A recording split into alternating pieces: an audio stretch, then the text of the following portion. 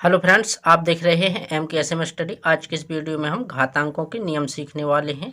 घातांकों के नियम किस प्रकार से होते हैं वह सब समझेंगे। घातांक और आधार से जिस भी प्रकार के सवाल बनते हैं उसको आज हम समझने वाले हैं। तो चलिएगा, पहले हम समझते हैं कि घातांक रूप में यदि हमें किसी संख्या को लिखना है तो हम कैसे लिखेंगे। यदि घातांक रूप हमें दिया जाए और उसको हमें निकालना है कि इसका मान कितना होगा, तो हम कैसे निकालेंगे। तो इस वीडियो को देखने के बाद आप संख्या को घातांक रूप में और घातों को संख्या के रूप में लिखना सीख जाएंगे। तो सबसे पहले यदि हमें 64 को घातांक रूप में लिखना है तो 64 के हमें पहले गुणनखंड करने होंगे। गुणनखंड पहले हम 64 के करेंगे, फिर इसको घात रूप में लिखेंगे। यदि हमें 2 की घात के रूप में लिखना है तो हम किस प्रकार से लिखेंगे, और यदि हमें 4 घात के रूप में लिखना है या 8 घात के रूप में लिखना है तो किस प्रकार से लिखा जाएगा। तो सबसे पहले हम 64 के करेंगे गुणनखंड। पहले 2 से भाग लगाएंगे तो 2 का भाग 6 में 3 बार जाएगा और 2 का भाग 4 में 2 बार जाएगा। फिर इसमें हम 2 से भाग लगाएंगे, 2 एकम 2,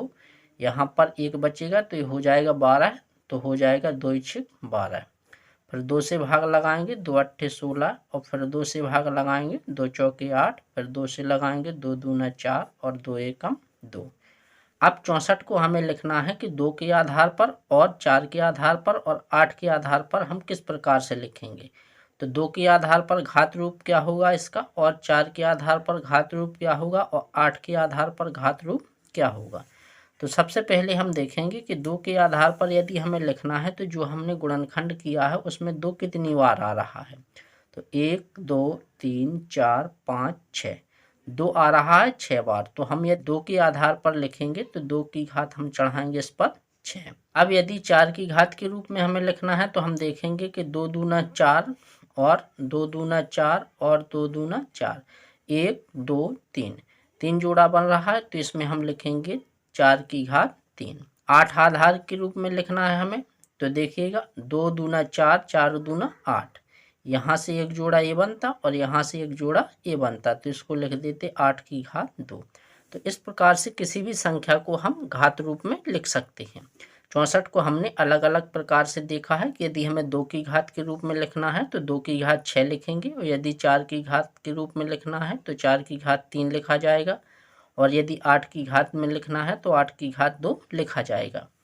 अब देखिएगा, यदि किसी भी संख्या का घातांक रूप दिया है और उससे हमें उस का मान निकालना है तो हम कैसे मान निकालते हैं। 2 की घात जैसे 3 लिखा है, नीचे वाली जो संख्या होती है इसको आधार कहते हैं, और जो ऊपर वाली संख्या होती है इसको हम घात कहते हैं। सवाल में 2 आधार है और 3 घातांक है, तो जितनी घात होती है उसी संख्या का उसी संख्या में उतनी ही बार गुणा करवाया जाता है। तो 2 की घात 3 है तो हम 2 का 2 में 3 बार गुणा करवाएंगे, यानी 2 का 2 से 3 बार गुणा करवाएंगे।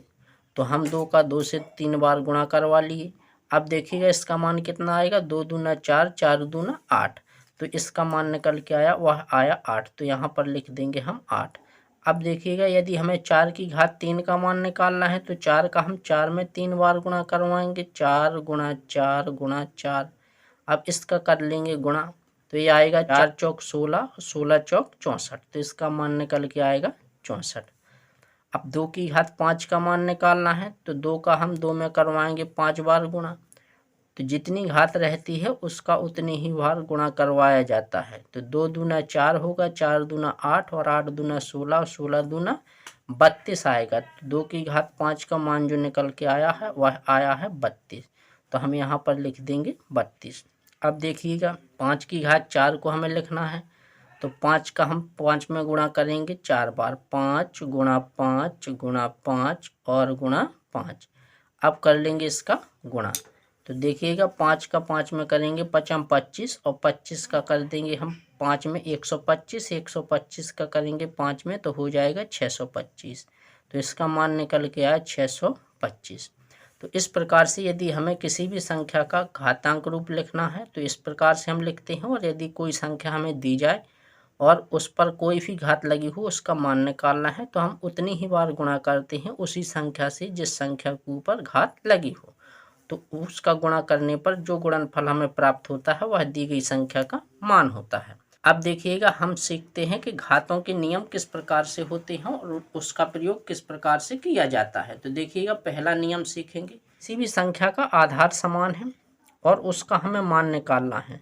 जैसे कि नीचे वाला जो है ए आधार दोनों के समान है और घातें अलग अलग हैं और दोनों गुणा के रूप में है। तो देखिएगा, सबसे पहले हम समझते हैं कि यदि आधार समान हो, घातें अलग अलग हो और संख्या गुणा के रूप में दिया हो तो किस प्रकार से इसको बनाया जाता है।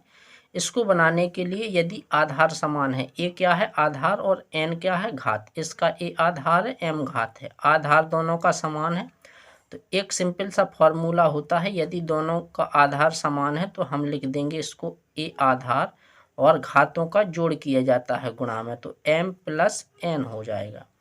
देखिएगा, इसका मान हमें निकालना है तो हम इसको निकालते 2 की घात कितना लिखते 3 प्लस 4, गुणा में घातें जुड़ जाती हैं जब आधार समान हो। 2 इसका आधार था, 2 इसका आधार है, तो इन घातों को हम सीधे जोड़ सकते हैं, यानी कि 3 प्लस 4 तो ये निकल के आएगा 2 की घात 4 3 7। तो इस प्रकार से हम इसे लिख सकते हैं। अब देखिएगा, यदि भाग में दिया है कोई, आधार समान है और घातें अलग अलग हैं तो उसका क्या किया जाता है घटाना। ये आधार इसका है, इसका भी ये आधार है, तो हम भाग में कर देंगे इसका घटाना, तो इसको लिखेंगे a और m माइनस n। यदि आधार समान है और घातें अलग अलग हैं तो उसको हम घटा देते हैं। तो 3 की घात 4 और 3 की घात 2 दोनों क्या है भाग के रूप में है, तो इसको हम लिखेंगे 3 की घात 4 माइनस 2, तो इसका मान निकल के आएगा 3 की घात 2। घात के ऊपर घात दी जाए तो उसको हम कैसे बनाते हैं। यदि कोई भी संख्या घात के ऊपर घात दी जाए तो उसको भी बनाना बहुत आसान होता है। देखिएगा, यदि घात ए आधार पर m घात है और m घात पर n घात है, तो यदि घात के ऊपर घात लगा है तो उसका किया जाता है गुणा, तो इसको हम लिख सकते हैं a की power m into n, m into n, यानी दोनों घातों का क्या हो जाएगा गुणा। इसी प्रकार से इस सवाल को हम बनाते हैं कि 5 की पावर कितना हो जाएगा 3 गुणा 4, तो यहाँ लिखेंगे 3 गुणा 4, तो 5 की पावर आएगा 4 3 12। और देखिएगा, यदि किसी भी संख्या पर 0 घात है तो उसका मान हमेशा 1 होता है, तो 1 की पावर 0 लगा है तो इसका मान होगा 1। यदि हम यहाँ पर 5 की घात 0 लिख दें तो इसका मान भी होता है 1, और यदि 2 की घात 0 लिखा है तो इसका मान भी होता है 1, और यदि किसी भी संख्या पर कोई घात नहीं चढ़ी है तो उस पर हमेशा 1 घात मानी जाती है। जैसे कि 5 लिखा है तो 5 पर इसका 1 घात माना जाएगा कि 5 का 1 घात लिखा है, 1 घात चढ़ाया नहीं जाता है, और यदि 0 घात है तो उसका मान हमेशा 1 होता है। आज की इस वीडियो में हमने सीखा है कि घातों को किस प्रकार से बनाया जाता है। यदि घात का हमें कोई भी गुणा या फिर भाग दिया जाए या घात के ऊपर घात दिया जाए तो इन्हीं सब नियमों के अनुसार हम उसको हल करते हैं। तो आज की वीडियो में इतना ही, मिलते हैं अगली वीडियो में। यदि आपको वीडियो पसंद आया हो तो चैनल को सब्सक्राइब, वीडियो को लाइक और अपने दोस्तों तक शेयर जरूर करें।